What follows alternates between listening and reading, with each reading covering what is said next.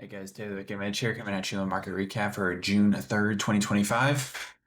So it's 5-minute recap. After a bit of a consolidation at the open, just a straight pump higher the rest of the day. A couple things to note: we had the iron condor structure in the market pre-market, which I've highlighted the top side here. It's 59.60, 59.55, 59.60, top of our key drunk consider range. Again, once we got that move higher, just a nice continuation higher. But with that, let's go through pre-market prep, how we got those levels and what our intraday tools told us. So, right, getting into pre-market prep like we always do starts with the market trend model, just understanding broadly trend momentum in the market. We can see we had a nice uptick Monday, late afternoon into the close. What we said pre-market, we want to see a continuation of this highest. That is, if you are bullish. But as we go through the rest of our pre-market prep, you'll see why that was the correct side to be on. Secondly, getting into it now, SPX A full complex call dominated above and below spot price. That is supportive of a bullish foundation. SPX P full complex, again, call dominated above and below spot price. So again, key to a bullish foundation, and then top of the transition zone is 59.25. All that to say that is just a key level in the complex that we want to be above. So from a swing trader's point of view, kind of understanding if the context is constructive or not, we want to see market trend model continue to move higher, and we want to stay above 59.25. Next, getting into our SPX 0DT complex for intraday traders out there. Couple elements here just to hit on this pink. That is simply just the implied move from the options market. Our DEX index transition zone, we're 59.25 to 59.20. So again, that 59.25 key level that showed up in the SPX full complex we just talked about. Now we get in the SPX 0DT complex. And then we had that iron condor structure in the structure today for 0DT, and that was at 59.60, 59.55 to the upside, and then 59.15, 59.10 to the downside. So all that to say, those are well-established goalposts for the day. So again, in between the drunken sailor range, this is generally where we expect kind of more of choppier price action. What's really going to dictate the action within here is intraday volume itself, as again, the influence is kind of minimal from the options itself. So that's where the actual opening and closing of contracts, speculators transacting is what it's going to move price. And then again, once we get above either the top or the bottom of the DEX transit, the drunken sailor range, that is where we really expect to start to see a ramp kind of in movement, either whether that be higher or lower. Again, keep in mind, generally when we get above these, it's generally kind of a larger move on an intraday basis. So we want to see the market trend model and that intraday volume supportive of the direction of price. Right, I know that's all kind of abstract right now. We're going to get into the actual intraday example so you can kind of conceptualize this and hopefully put it into practice tomorrow. So, right, the game plan of the day was, bullish above 59.25, and then ideally we want to get a move above 59.60. And then, right, if we get below 59.10, then that is not kind of great news for the bullish continuation day that we were planning on. So again, just going through the open, we got to push down to 59.29 above 59.25, which is the top of our DEX transition zone. So that's a good start, a good hold. And then, we got it back above the opening print, got back above VWAP, and then pretty much off to the races through the rest of the session. Something to note, market trend model, very helpful on an intraday basis. We can see the cumulative tick, a nice linear day up. So what that means is there is persistent buying throughout the entire session.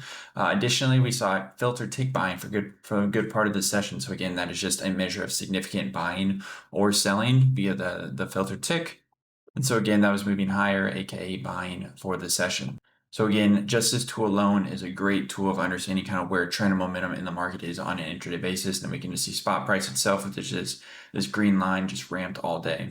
So even simply put, above 59.25, market trend model trending higher, good to go. All right, but then as we do, covering our intraday volume analysis, this is the end of the day snapshot. What we can see is, from that consolidation higher, the put centroid was moving higher throughout the entire session. So simply put, those put speculators were not placing material downside bets throughout the entire session.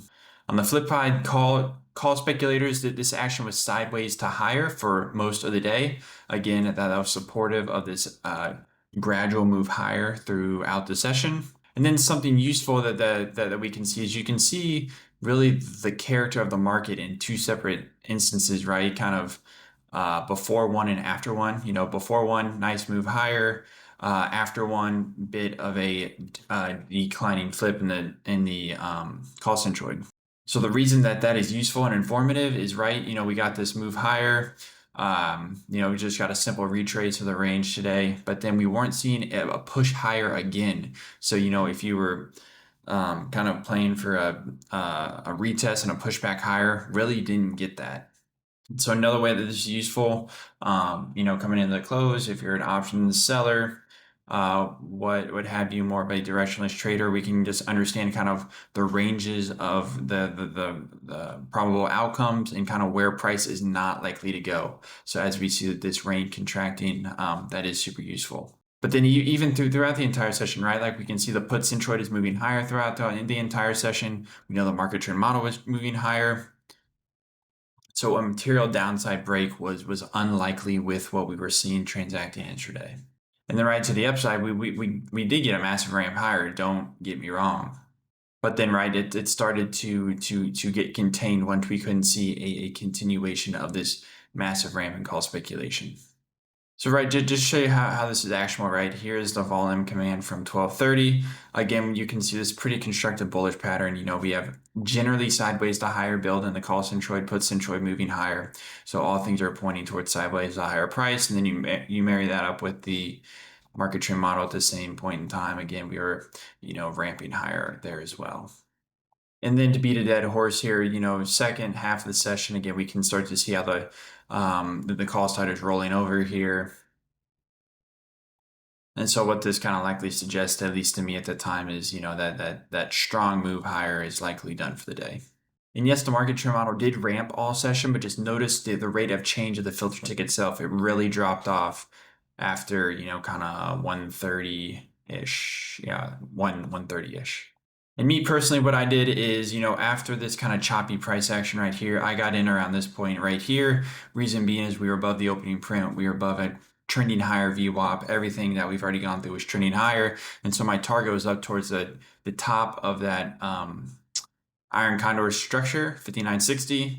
Obviously, we got there, and then, I think it went on to run double what I got out of the trade. So obviously, sucks in hindsight, but all this wasn't really part of my trade. My trade was from here to here. Good enough for me. And so we go on, review structure tomorrow. Hopefully there's a trade and it works out again. And so with that, that's all I got for you guys tonight.